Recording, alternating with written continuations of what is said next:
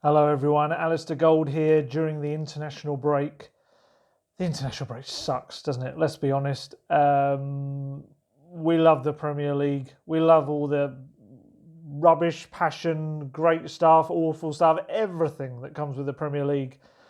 When you press pause on the Premier League, everything kind of goes, ugh, it's a real kind of sink. And even with what's happening at Tottenham Hotspur at the moment, I still think, although the kind of little break might actually be good for Tottenham, still I think there's this kind of feeling that you just want to get things done, get things fixed, and Pochettino's probably the same. Yet we've got this little period where we're just kind of waiting and watching kind of substandard football as various teams absolutely smash minnows across the world, or teams like England absolutely mess up against other opposition, but we'll come to that later. Let's talk first kind of main thing obviously that's been going on, because obviously this is primarily Tottenham Hotspur based, international break. Who cares, quite frankly? That's not going to distract us or take us away from talking about Tottenham Hotspur. First off, obviously there's all the Mourinho talk. For me, it just doesn't make any sense whatsoever for Tottenham Hotspur. I want to make it very clear before I kind of say, I'm actually not of the kind of band of people that think Mourinho is an absolutely spent force. I don't actually agree with that. I do feel if you can get back to the Mourinho of like the Porto or the early Chelsea days, there's an incredibly successful manager there ready for someone. Obviously, the key question is whether that version of Mourinho still exists or whether it's going to be the more grumpy, difficult to satisfy, I'm guessing, as a club owner kind of Mourinho, because anyone taking on that's a different thing. Although, I think he's quite rightly pointed out in recent kind of weeks and days that look at Manchester United, all the same issues are still there pretty much as well. However, I must stress, I'm starting to kind of go down the road of Mourinho, which I didn't actually mean to, in that it doesn't seem like Pochettino is going anywhere. I certainly don't think Spurs are looking to get rid of him. I think, as I've said in previous videos, so I won't kind of go over old ground, I think there's credit in the bank with him. And I think he's going to be given time to try and turn this around. Because the problem is as well, is we kind of often overlook this, but purely from a financial point of view, it's a massive deal really for him to just be sacked. He has, I think it's £32 million worth, roughly, of a contract left. That's a big old payoff, especially with staff as well, new people coming in, what they need and everything. And if you're talking about Mourinho, you are talking mega salary. Actually, Pochettino's is one of the best contracts for a manager in Europe. Mourinho's would beat it. And then you're talking about enormous signing on fees, staff he'd bring in. And we know Mourinho needs to spend money.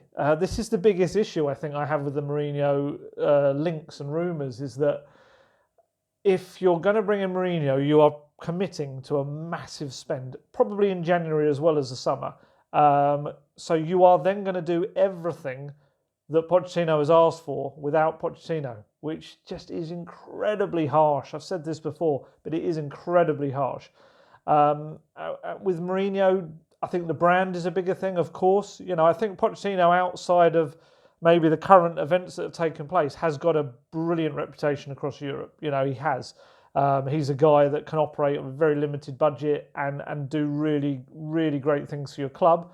Obviously, next step for him is silverware. Mourinho has that silverware. He's probably one of the most decorated managers in world football. But he comes at a cost. And also, I'd maybe say, at a time when people are worried about the morale of the squad, questioning how together they are, certainly if we're talking about versions of Mourinho, the current or most recent version of Mourinho is not someone you'd maybe trust to absolutely galvanise that squad and bring it together. He used to be very much a them and us kind of manager. That was probably when he was at his best. Although I think he started to take that too far and it became all the world against us, which was when he became a bit of a kind of a downbeat character, really difficult, cantankerous. I was actually in that press conference when he started to go on about respect. I think I was only a couple of rows behind the Manchester journalist who asked that.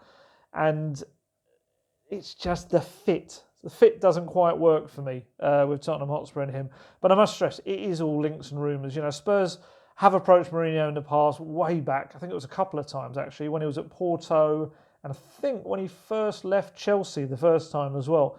So Spurs do have had this interest in him. I just think that there's a big kind of thing. I think if the management role was free, I think then Mourinho comes into play. I think they would look at him.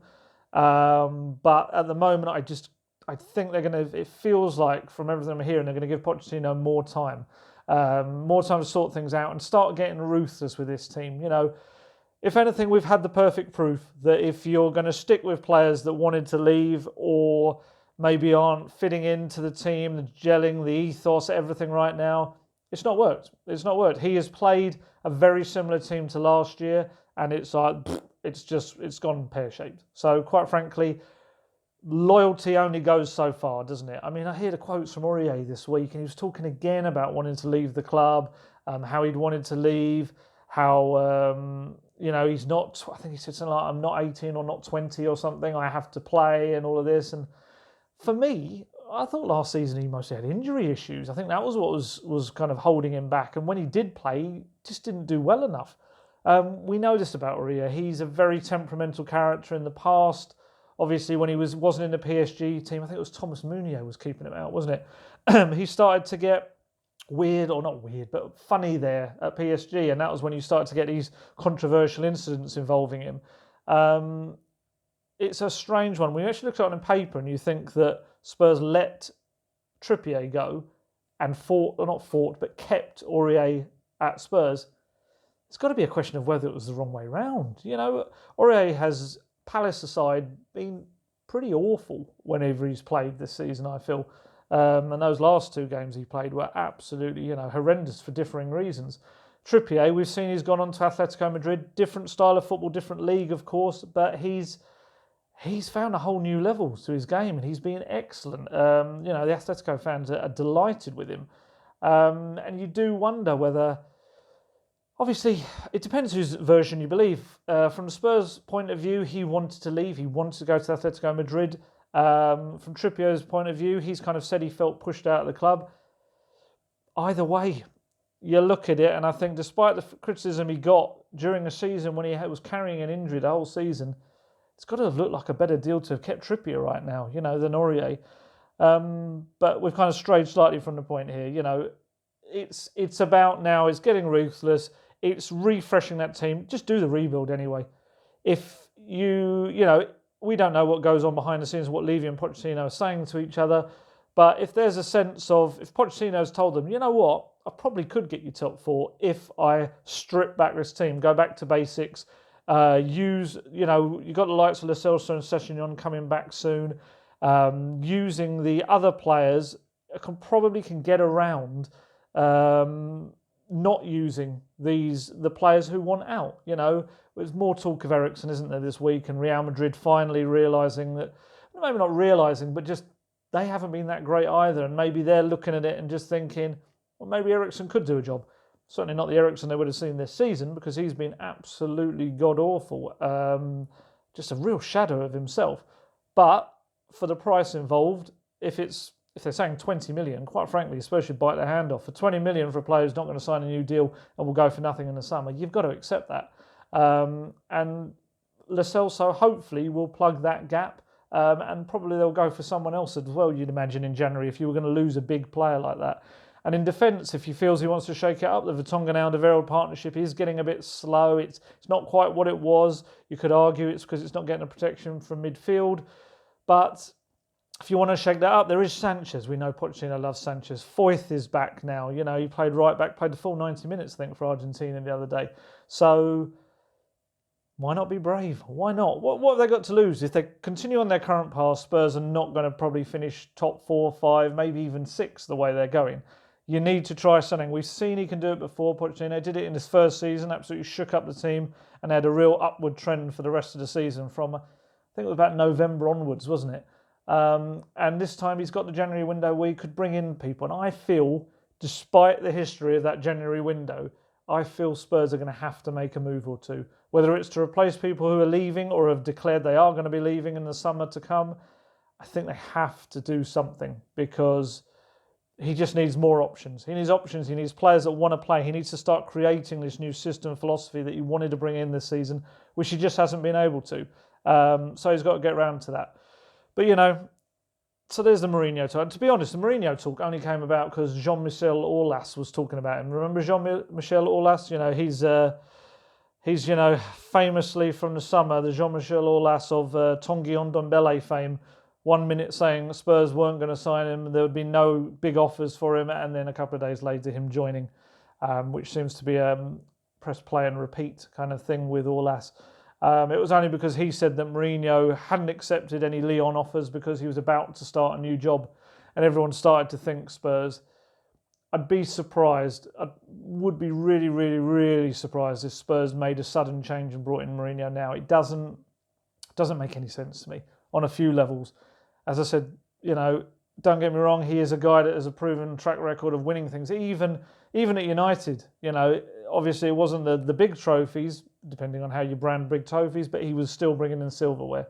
So he is a winner. I just think Spurs will give Pochettino more time. We do have to refer to the internationals. Where do we even start with that? I mean, I think another little thing that maybe frustrates the fans, I noticed it, I just wondered whether it actually frustrates you people out there, is that after the Brighton game, it was silence, absolute radio silence from all of the players, barring Sissoko. I certainly saw Sissoko put something out. Sergio Aurier put something out, but he also turned off comments so that people couldn't have a go. But there was so little on social media of like an apology or we'll fix this or anything.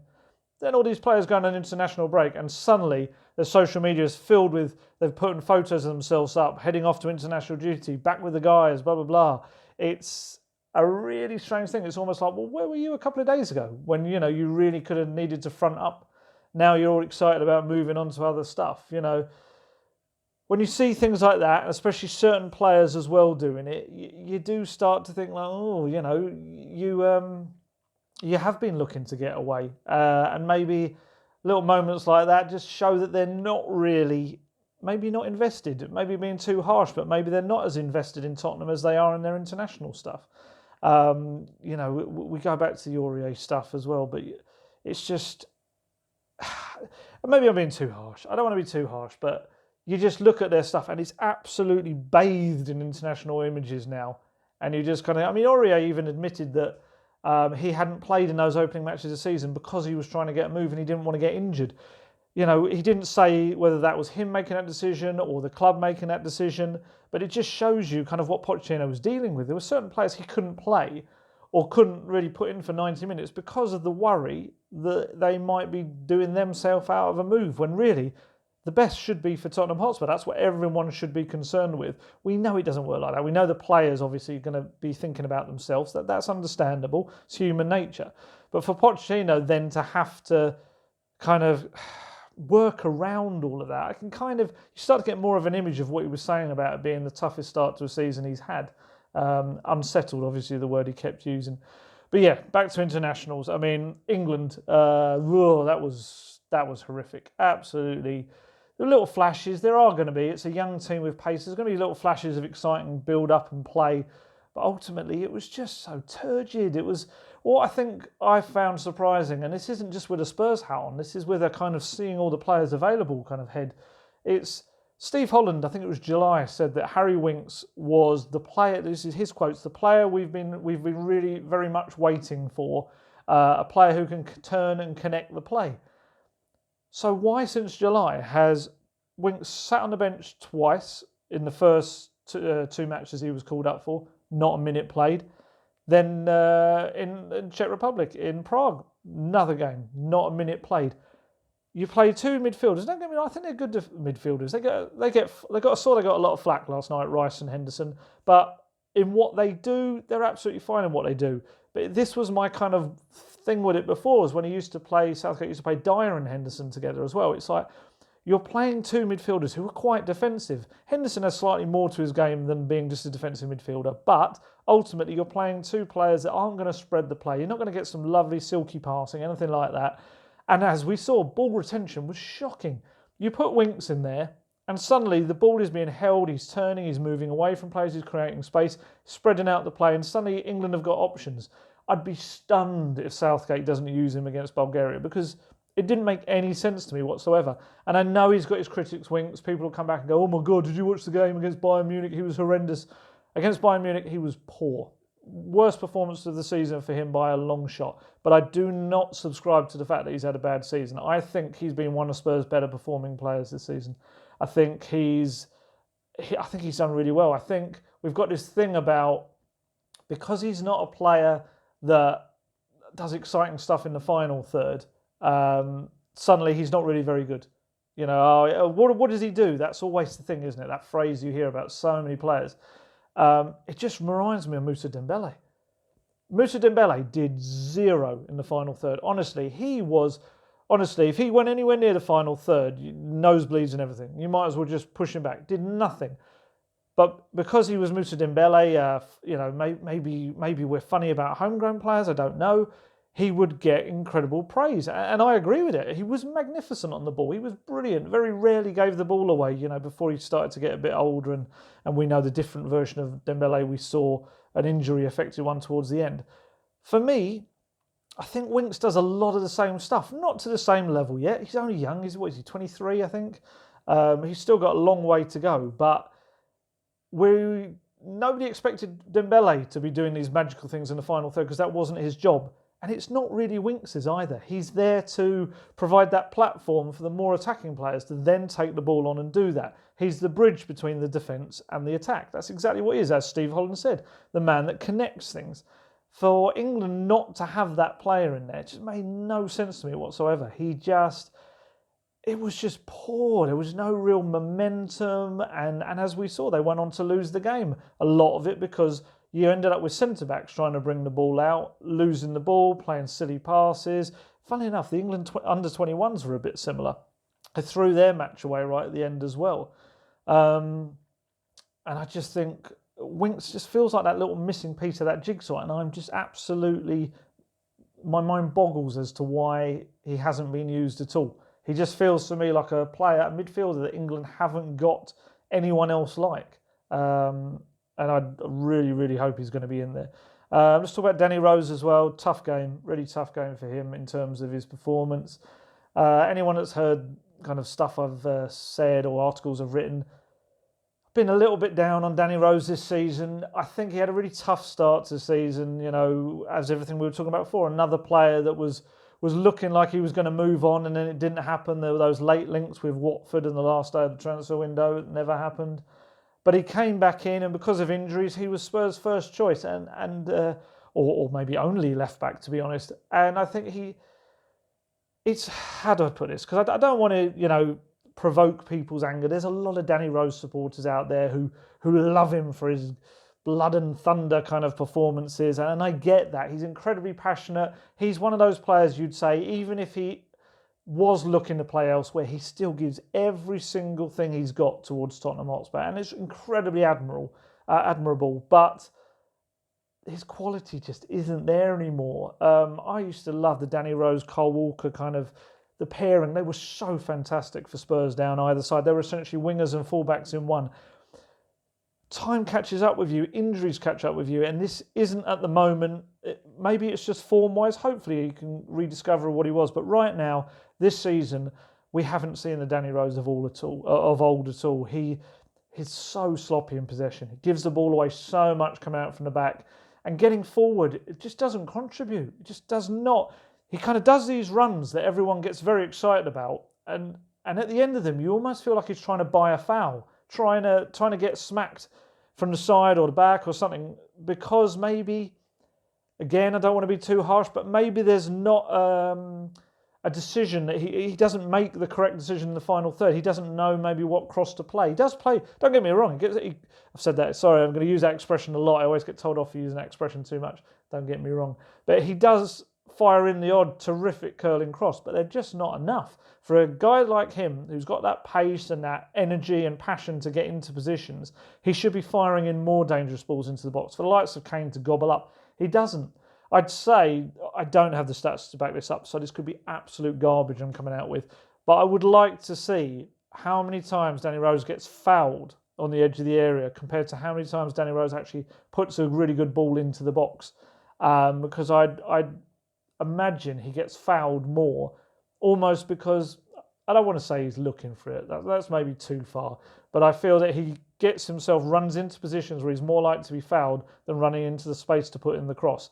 And I do wonder, I'm starting to come more and more into my thinking that when Ryan Sessegnon is fit enough, within maybe the next month or so, I do wonder whether we're going to start to see Sessegnon making more appearances initially as an attacker and then slowly move back into a left-back role, because I just feel that with Rose it's not happening. Davies, I like Ben Davies. I don't agree with a lot of criticism he gets. I think he has got plenty to offer Spurs. I think he's kind of like a safe pair of hands. He's not exciting, he's not thrilling. He's not going to do magical things for you, but I think as a safe pair of hands, if Rose were to say move on in January or the summer, if that's what he wants or the club wants, then I think Davies and Sessegnon, maybe that's a safe kind of 1-2. Davies is the backup man with Sessegnon eventually coming through. I just starting to, the more I see Rose, and last night is the first time he obviously got crucified by Roy Keane, didn't he? I do wonder whether Poch the other day named his defenders. He went through 11 defenders on his book and he named Ryan Sessegnon. So I do wonder if it's in his head now that he's going to start turning him into the left back for Tottenham for the long term. You know, we've got to see him in action first. This is all a bit pie in the sky at the moment, but we know that's where he started for Fulham, where he kind of made his name. That season where he got into the Championship Team of the Year, I think he was pretty sure he was half of it at left back and half of it as an attacking player.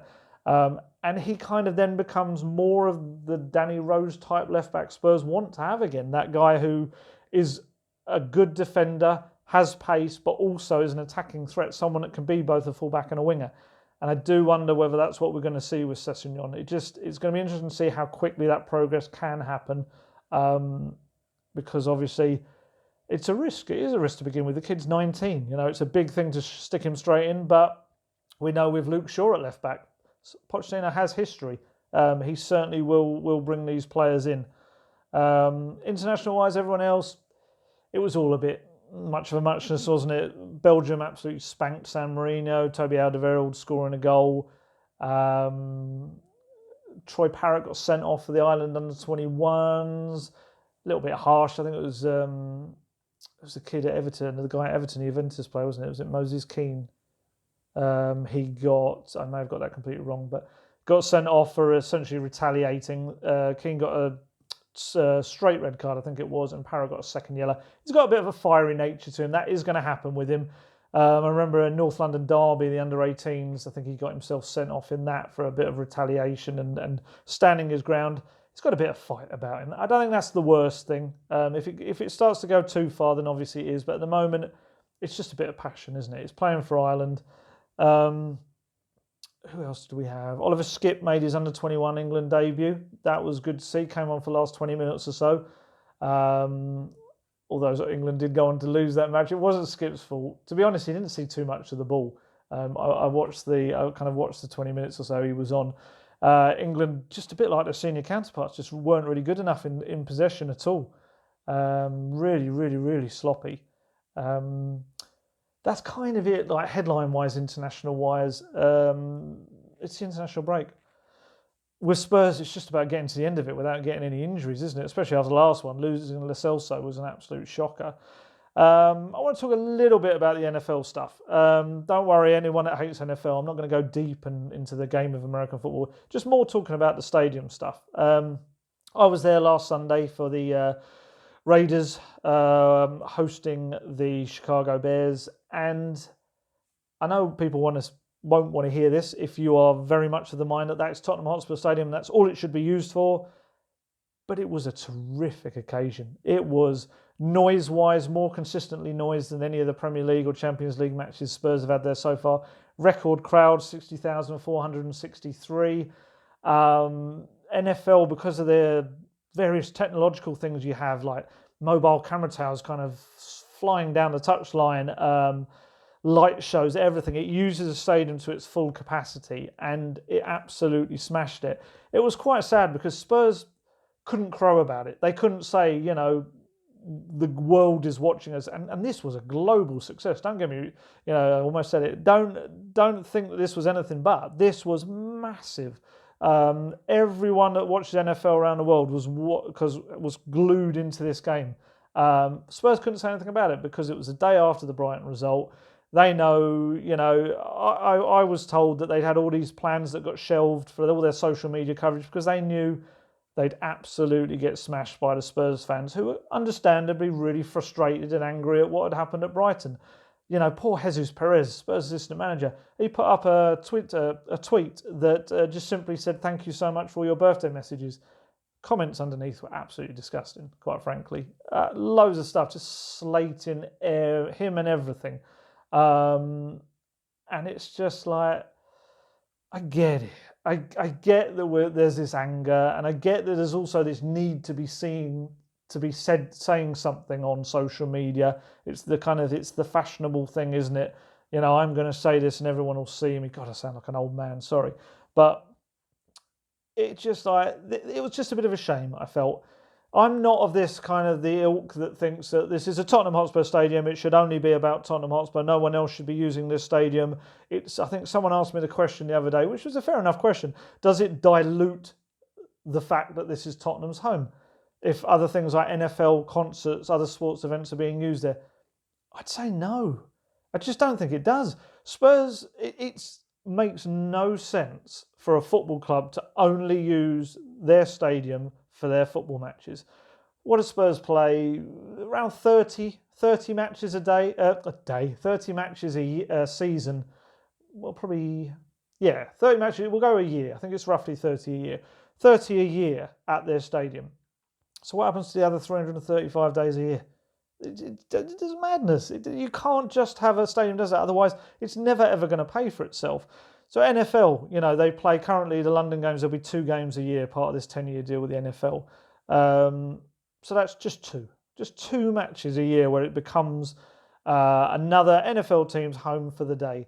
If there was down the line a franchise, you're looking at a maximum of 13, 14 games at the most that would be played there, and that's obviously during the very short NFL season, which is only August, September until say January, isn't it? Because obviously the Super Bowls, well, who knows, the Super Bowl might be there one day.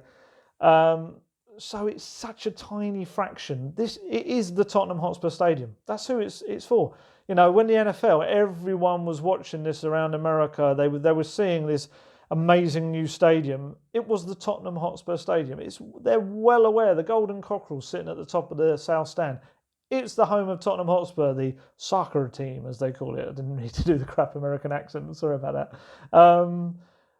But yeah, it's just like, it's mad. It's like Derek Carr, the Raiders quarterback, said, this is if not actually the best stadium I've ever played in.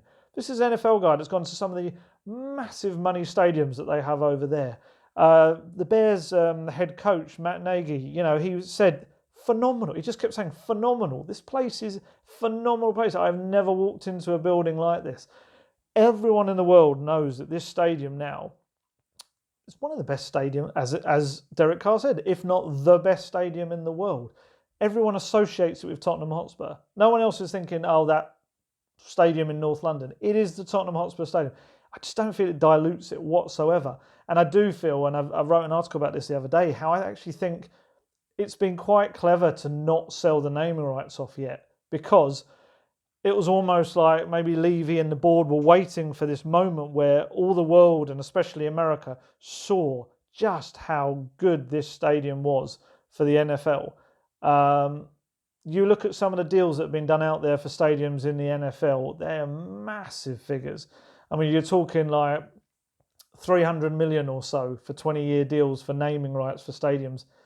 Kind of makes sense to me now. I've always said that the club weren't rushing, they weren't panicking. It hadn't been budgeted in the finance for paying for the stadium that they were going to get naming rights. That was always going to be a kind of a bonus.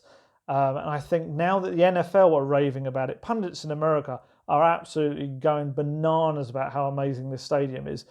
Trust me, all of these American banks, finance companies, insurance groups, whatever, and others around the world are now going to be looking, if they weren't before, at getting their name on that stadium. It was quite a clever move. And I know there's probably people right now watching this thinking, what are you on about? Who cares about the money that's doing this? Who cares about NFL? What's that got to do with Tottenham Hotspur and beating Watford next week? But it's all about the collective income that then pushes the club forward. Everyone, me included, want Tottenham to go out and spend big money. And so I want some, want this rebuild, want this revamp, make the team a better thing. To be doing that, you need to have a bigger income. That's where Spurs have always fallen behind. It was never going to be a magic fix. Oh, they've built a stadium, suddenly there's money. We know that has to be paid off. But the bigger income you get every year, that's how it happens. It's not fluke, it's not coincidence, it's not a game of FIFA or Football Manager. It's very much, it has to be a strategy in place to bring those funds in. This is how it's going to happen. Hopefully, I haven't got a time machine, but hopefully you look in 10 years' time and you look back and you think, you see the clever decisions they made there. Now Spurs are one of the biggest, most powerful, financially, wealthy teams in the world, able to pay world record fees, maybe massive salaries, and it all came because of how they reacted after the stadium build. I think it is really, really is crucial. I just want to say a quick word as well, because always go on about men's football, and I really, really want to push the ladies who are doing so well as well. Karen Hills and Juan Carlos Amoros have just won the Manager of the Month, joint, obviously, in the Women's Super League. Spurs have done brilliantly. They've won 2 of their first 3 games, beat Liverpool and West Ham. They've done incredibly well. This is their first ever year in the top flight, and they've done brilliantly. And they were unlucky first day of the season against Chelsea as well. That was a massive match against an established team at Stamford Bridge. They got Man United this weekend. Obviously another massive game against a team that came up with them as well. Playing at the Hive, 12:30 I think it is, kick-off tomorrow. Really, really, big day for the club, and I thought it was brilliant that they got the Manager of the Month. They've done such a good job. We talk about rebuilds with Pochettino. Karen and Juan Carlos, they've both had to essentially do a similar thing to create a team that was decent in the Championship and then take them up to the Women's Super League and make a team that actually has enough experience and players. And they had some injury issues in summer. They lost, totally gone out of my head, but they lost one of their new signings to a really awful injury that's wiped her out for the season. And they've had to rebuild this team into one that can survive. They've done a brilliant job. So if you get a chance to go and see any of the Spurs women's games this season, do, because they are really on the rise and their popularity is growing all the time. I think there was a record crowd again at the Hive. I'm trying to remember what it was, but it was a really, really good, really good crowd for not playing at one of the main stadiums. And they are going to play at the Tottenham Hotspur Stadium. I keep hearing that at some point this season there's going to be a game. I've got a feeling it may be the North London derby, but we'll see. But no, honestly, keep an eye on what they're doing. They're doing great stuff there as well. So kind of trying to summing up, really. I'm sorry I've waffled on, had a few rants in there, and we're getting towards the end of it. But this is it now, the final few days. I think the way this international break works, their matches don't go past Tuesday night. I could be completely wrong. I think Spurs will hopefully get a lot of their players back in good time for the Watford game.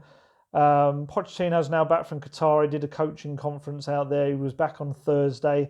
He's obviously going to be able to work once he's come back with the likes of Dele, Eric Dyer, Lucas Moura, Paolo Gazzaniga. Massive time for Tony Jimenez, the goalkeeping coach, to work with him. Obviously, he is now going to be the first choice goalkeeper in there.